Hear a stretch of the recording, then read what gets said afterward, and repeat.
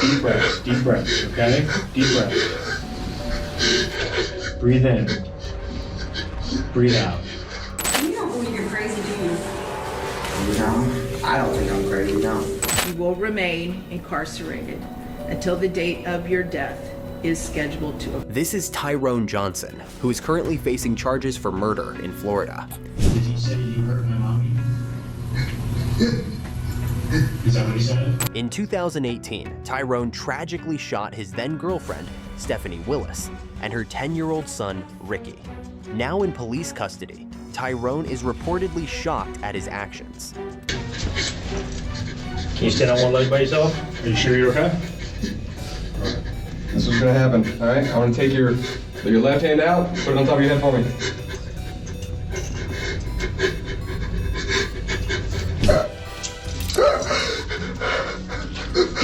Deep breaths, okay? Deep breaths. Breathe in. Breathe out. Eventually, he calmed down enough to tell his side of the story.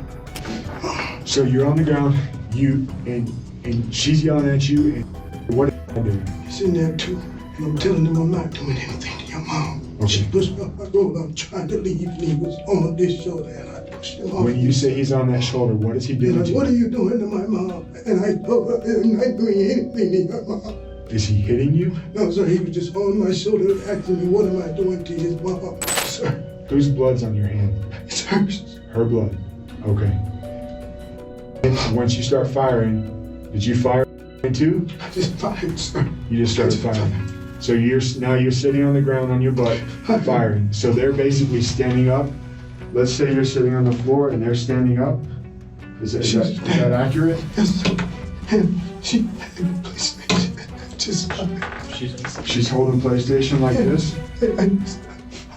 You just started firing. I mean, were you doing this? I was just firing, sir. Or were you firing at her? I was just firing. Was she looking at you? Was she facing you when you were firing? I'm sure we yelling. I'm sorry? We were yelling and was trying to talk at the same time. Okay. According to Tyrone, he was fighting with his girlfriend over the TV remote when he accidentally shot her. However, court prosecutors disagreed with his version of the story. Step Tyrone Johnson took was a chance to end this, was a chance to show mercy to that little boy. Each step he took was a chance to stop this whole thing. But each step he took was a choice that he made to go find Ricky Willis, a choice he made to kill Ricky Willis. Shell casings, we have blood, we have holes in the wall. In the little boy's room. The shell casings are right there in front of the bed, and they line right up with those two holes underneath the bed. The victim's family told the court how Tyrone's actions affected them. Not premeditation. Tragic situation that got out of control. Sharing the emotional and psychological toll it has taken on their lives. Grief we feel is never ending. Every minute of every day. We will never watch him grow up, never see who he would have become. Now, it's time for Tyrone to address the court. I am truly remorseful and deeply sorry. Despite his apology, Tyrone took the opportunity to accuse the state of improper trial procedures. The state, knowing nothing about me, would have you believe that before you is a vicious man who went hunting for human life. Eventually, Tyrone learns his sentence. Suffice it to say that a precious child is dead. This murder was heinous, atrocious, and cruel. For those acts, I sentence you to death. Tyrone is still serving his life sentence in prison. However, what was shocking about Tyrone's reaction to his sentence was how it compared to the prison break actions of Michael Brady, who was in court on multiple charges, including murder. I stabbed him like 4 to 8 times. Michael was in prison for attempted murder after he shot at a North Carolina state trooper. However, while in prison, Michael masterminded an escape plan that resulted in the death of several correctional employees. One, what is the address of your emergency? Pastor Correctional Institution. We need you guys here right now. Okay. Beat them with hammers, stab them with scissors. They beat them with hammers and stab them with scissors. Michael and one of his cohorts set their plans in motion by moving to the stockroom and setting it ablaze to cause a distraction. But they were not done. They pretended to be loading a cart and claimed another victim.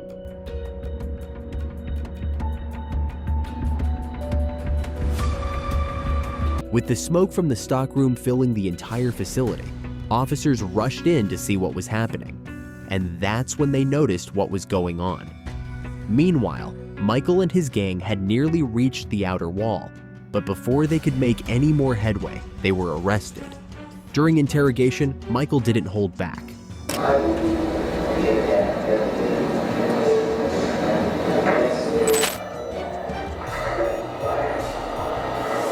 Now in court, prosecutors showed the weapons that Michael and his group used during the escape attempt. Hammers, scissors. There was a wooden 2x4 with some nails, it looked like, in it. Other witnesses testified to the brutality Michael and his group committed during the escape attempt. That man, Michael Brady, beat that man, George Midget, like he was trying to bust concrete. While the heinousness of Michael's actions are undeniable, officers and just people just, for lack of better words, plugging holes with wounds and with gauze. It was like a bloodbath. Literally when I stepped in and I slid trying to get in because the whole elevator floor was nothing but blood. Yeah, inmates on one time.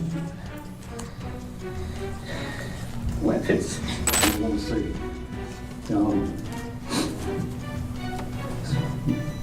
Blood, bad. I mean, they were messed up.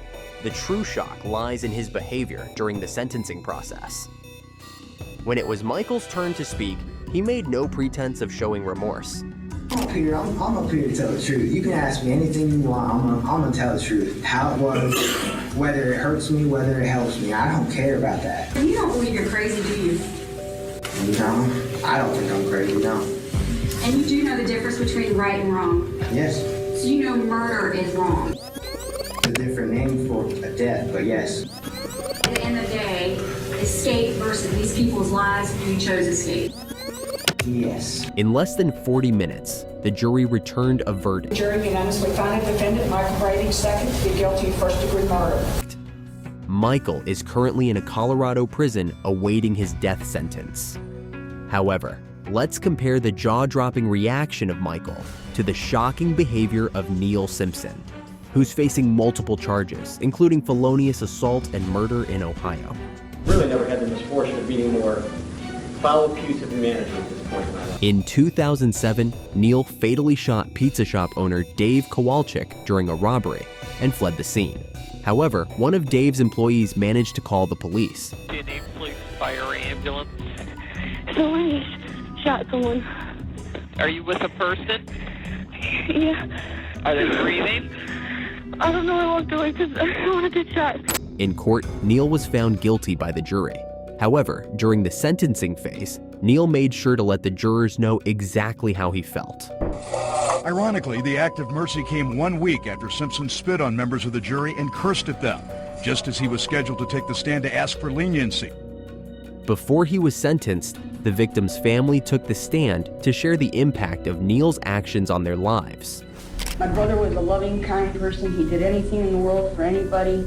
For one family, they get to see a son, grandson, a brother in prison. The other family, they get to visit a brother, brother-in-law, uncle, and friend in the cemetery. The prosecutors also reserved some choice words for Neil. Nothing more than a coward. Somebody that covered his face and walked in and shot a defenseless man at close range. That's the true Neil Simpson. The bravado he shows in court, spitting on jurors.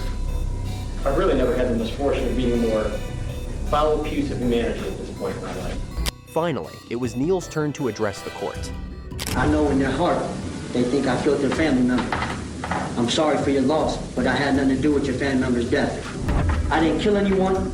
I'm not spending the rest of my life in prison for something I didn't do. Neil's life sentence mirrors. Life without parole don't sit well with me. So I'm going to request the death penalty. And I have two ways I prefer to be murdered. One is to be crucified from the courthouse for all the sins, all the convicts throughout the world. And the other way would be stoned to death by the victim's family, if that make them feel better. Luckily, the judge disagreed. On count one, no sentence by the courts due to election by the state of Ohio. On count two, life in prison without the possibility of parole. Count three is 10 years in prison. Neil's life sentence mirrors Joseph McAlpin's legal battle over murder and cruelty charges. Murder is power calculation and design. Well, that's part of it. But what's the difference between power calculation and design to set up a date for a man to be put to death? In April 2017, Joseph McAlpin robbed a car dealership, fatally wounding the couple and their dog. And thought he was smarter than everyone else. And he thought he could, plan this crime and get away with it. And he just didn't realize how easy it is to catch individuals who commit this type of crime. In court, Joseph McAlpin chose to represent himself and cross-examine witnesses whose voices were altered for protection. When do we know if you're lying? When do we know if you're telling the truth? How can we distinguish that to understand that? Right now, I'm telling the truth. How do we know that? I don't got no reason to lie. You didn't have no reason to lie in the beginning. I did. I was scared. Scared of what? You. Why was you scared of me? And your family. Why was you scared of my family? Because if you just did those innocent people like that, you will do somebody else like that. He even called on his family members to testify on his behalf. He had a hard life growing up. He seen a lot of things he shouldn't have seen as a child, but he did.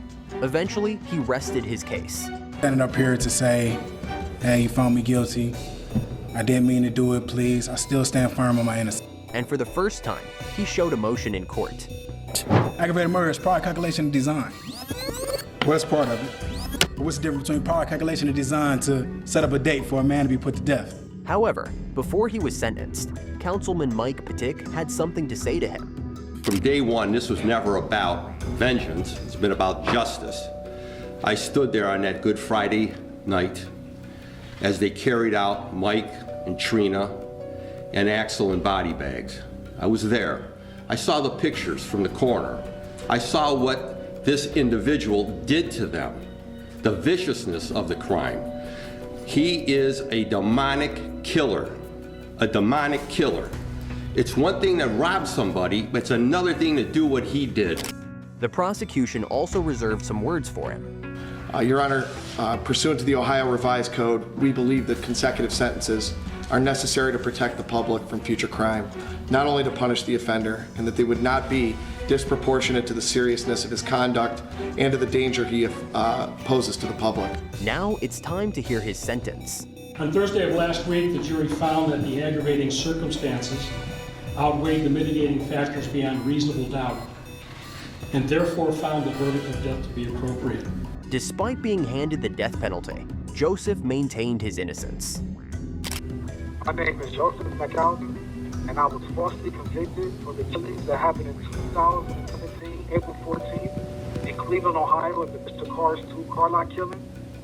What you're about to see here is actual proof of my innocence, showing that the prosecution withheld evidence from my case that would show that I was away from the crime scene during the time the murders was being committed. Joseph is awaiting his death in prison, but just when you thought you'd seen it all, another convict surpasses Joseph's wild courtroom display. Enter Thomas Knuff, who's in court on multiple charges, including theft and murder in Ohio. You know, when you show emotion and you say you're sorry, they say you're lying. When you don't, you're a psychopath. Thomas was on parole when he murdered J.N. and his girlfriend Regina following an argument. Police say he stabbed a couple in their home and left the bodies behind. Pair police say was stabbed multiple times by Knuff. We learned today in a press conference with Parma Heights Police that Knuff was released after serving more than 15 years in prison for a string of break-ins throughout Northeast Ohio. Well, during his time in prison, he became pen pals with Capo Bianco. The two wrote to each other for more than 10 years, police say. It was Capo Bianco and Mann who even picked Knuff up from prison when he was released in April. Following investigations, Thomas was arrested. Now in court, he speaks about the crime. Offered already to John's family that, you know, I am sorry for how things turned out. And, you know, when you show emotion and you say you're sorry, they say you're lying. When you don't, you're a psychopath. I understand that, you know, they need somebody to hate, but, you know, this isn't over. And, you know, I'm gonna pursue every avenue to get the truth out. Now, it's the turn of the victims' families to take the stand. First in all of your life's choices or actions, I've seen two glaring failures you've made. You chose, as I previously mentioned, not to peacefully exist in civilized society. My heart is broken. I don't know if it will ever repair. I miss her every day. She will not get to see her sons get married. She will not get to be called grandma. The prosecutor addressed Thomas, emphasizing the gravity of his actions. Ordinary jobs and start their own businesses. They were broken into because he was desperate for money. So there are also other victims here. Classic Hair Studio is a victim. Spa and nail salon. That woman closed her business out of fear that that would happen again. The judge wasn't left out. I noted that the one consistent theme was that Mr. Knuff was sorry for how things turned out, but I never heard him say that he was sorry for his own actions. Not once did I recall hearing those things. Finally, it's time for Thomas to learn his fate. Pursuant to Division D1 of this section, which is 2929.03, there was, of course, a jury recommendation that the sentence of death be imposed. The court finds by proof beyond a reasonable doubt that the aggravating circumstances the offender was found guilty of committing outweigh the mitigating factors. Therefore, on count 2, the sentence of death will be imposed upon the offender. I have to live with this for the rest of my life, so wherever I'm at, doesn't matter. To me, my life's over. As the judge prepares to deliver the sentence, Thomas is awaiting death in prison, but his shocking behavior pales in comparison to Stephen Lorenzo, who not only wanted the death penalty, but is also facing charges for multiple murders in Florida. So I'm asking you to give me the death sentence because that'll be more comfortable for me to live out my life. In December 2003, Stephen Lorenzo assaulted and murdered 2 men, Jason Gilhouse and Michael Woltz. He maintained his innocence until late last year. 2 of them hunted down their victims at gay nightclubs with the hopes of turning them into their own personal sex slaves, admitted to drugging the victims with a date rape drug, torturing and then killing them with an electric saw. Now in court, survivors share their harrowing stories of survival. In your interaction with the defendant, did you consent to any type of sexual activity with him? Did you consent to having a zip tie placed around your neck? No. Did you consent to being penetrated with the large plug that you previously testified about? Were you conscious at least for some time there in the living room? Yes. Before losing consciousness. Very brief. And at some point, do you wake up? When I awoke, at that time I didn't know where I was, but I had ducting over my eyes and mouth. And were you in a seated position? I was face down. However, Stephen, who was representing himself, had some questions for the survivor. In that chat that we had together, did you mention that you were going to visit some of your friends? No. Who were the friends that you were going to meet? Josie and Dwayne. Do you know who Josie and Dwayne were in the gay community? As far as? What did they do? Was Josie and Dwayne the main drug dealers for Tampa? The witness answered he doesn't know. Is that correct? Yes. All right. Were you going to an after-hours party with Josie and Dwayne to have a drug party and sex party with the offender? No. Did you go to the defendant's house to have sex with the defendant after we did some drugs at the bar? No.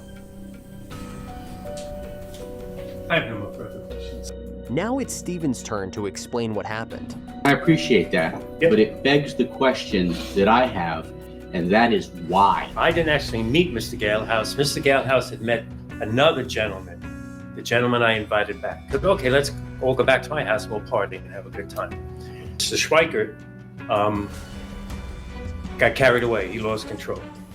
We realized that the kid was going to probably call the police on all of us. So we had a powwow and we said, this kid can't leave. So that was why the decision was made. His explanation didn't help his case. The family members of the victims told him how his actions had affected them. Right now I am sick of my stomach just to have to look at your disgusting face.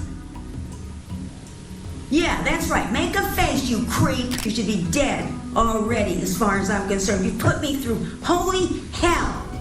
Not only that, my health, because now I've got stage 4 breast cancer. I'm not saying that you caused all of it, but you caused plenty of it with emotional strain.